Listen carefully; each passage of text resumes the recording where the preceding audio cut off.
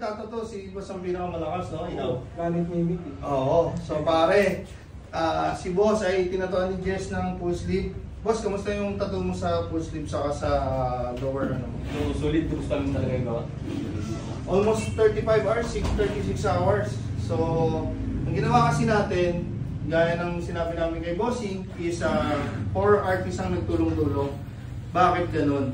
Kasi pare, ang capacity ng isang artist, 8 to 10 hours to 12 hours, tapos nagbabago na yung brain cells. Diyan meron, minamadali na. So, nangyari sa amin, pag napapagod, palit, soft lang, and gaya ng ginawa namin, dahan-dahan yung tuna, low voltage, kaya nakayanan ni Bossing.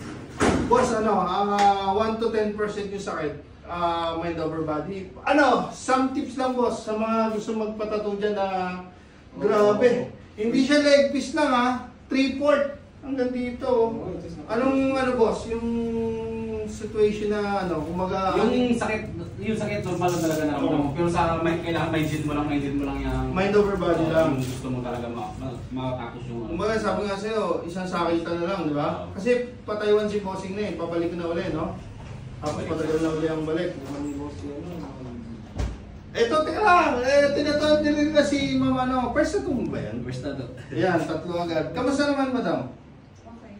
Maganda, quality. Okay. Yeah. Yung shop na may ma'am, recommended naman ba siya or ano po? Siyempre. Siyempre! Sikat na yan, sikat na. 24/7. Si Ma'am Jessa, rin. Ayun! Nasa'yo na ang lahat. Kaso disappointed si Jello. Isang oras nag-stencil eh. So yan boss, maraming salamat. And who's next? Si Jess, pauwi ng Cebu. Babasyon siya ulit doon. And we need a resident artist. Boss, maraming salamat. Maraming salamat. Bye-bye. Bye. Thank you.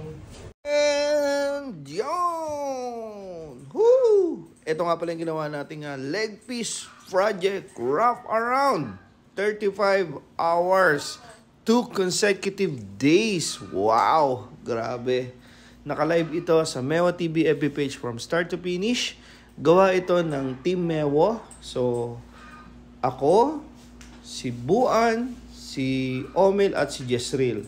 So, kinumbine namin lahat ng lakas namin para sa piece na to. Kaya naman, nagawa rin natin to is dahil sobrang lakas ni Boss Japs, the Android from Taiwan. And kasama na rin doon yung tag team. Sabi ko kasi sa kanila, low voltage lang, dahan-dahan lang din yung punas.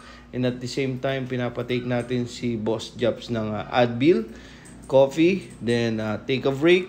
Then, nung first day, 12 hours to 15 hours, nirap ko siya ng dental pad. Hindi ko siya pinabasa. Pinahatid ko siya, pinasundo, komportable lahat. Para pag session ulit, tulog lang, then banat ulit. So, tinanggal ko yung dental pad, then hindi ko siya hinuhugasan, binabasa. Dahan-dahan lang para hindi pasukin ng lamig. Grabe. Punong-puno itong sleeve. Ang gusto kasi ni Bossing is ganyan. Punong-puno, connected, then may geisha, and then hanyamas. So, nilagyan na lang natin ng mga pagoda, bulaklak, and then mga wind bar, and at the same time, yung mga negative space. So, kapatid, be my next client. Be my next Android na kayang tumapos ng ganito. Take note ha, ginawan pa siya ni Jezreel ng full sleeve project na may mga add-ons. So, our shop open 24/7, located at Nara Street, 3 Lane 3, Imus, Cavite. We do home service, hatid sundo, walk-in, card tattoo, and we have a lot of artists. Nga po pala, hinatid na natin si Jezreel para sa kanyang 1 month VL vacation leave. So nasa Cebu si Jezreel and kailangan namin ng resident artist. So may kausap na akong isa from Cebu rin. So kailangan pa namin ng mga artist na makakasama sa aming team. Kailangan namin syempre magaling, walang bisyo, masipag, at marunong makipagkapwa-tao. May respeto. So masayahin kasama. Yan ang mga kailangan namin. So kapatid, ambition namin sa Meo is magtrabaho and we work as a team, we work as a family, and we enjoy our craft. Kumbaga, kung ano yung pagkakaunawaan namin sa aming shop na almost 5 months na may get. And si Buwan, almost 5 years may get ko na kasama yan, sila Jello. So, be my next Team Mewo. So, marami tayong sasaliang event. Last time, sumali kami sa San Pablo. At kumuha kami ng 4 na booth. This time, kukuha rin kami sa Dutdutan.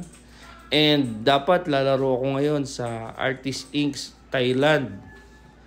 Meron tayong booth doon. Kaso nga lang, hindi na tayo tumuloy dahil nga meron tayong mga pangunahing priorities na ito nga, may mga project tayo. So, kapatid, thank you Lord. In-offer namin yung mga convenient. Pwedeng hatid sundo, 24/7, kung anong oras kayo pwede. Don't worry, lagi kaming ready. Kumbaga, na ano naman yan, nasa system naman namin yan. Kumbaga, anytime pwede po kayo. Walk-ins are much welcome. Kumbaga, welcome na welcome po kayo. And always, thank you Lord. Who's next? Down bad, but you got me better. G-O-D, it's the best 3 letters. When you got me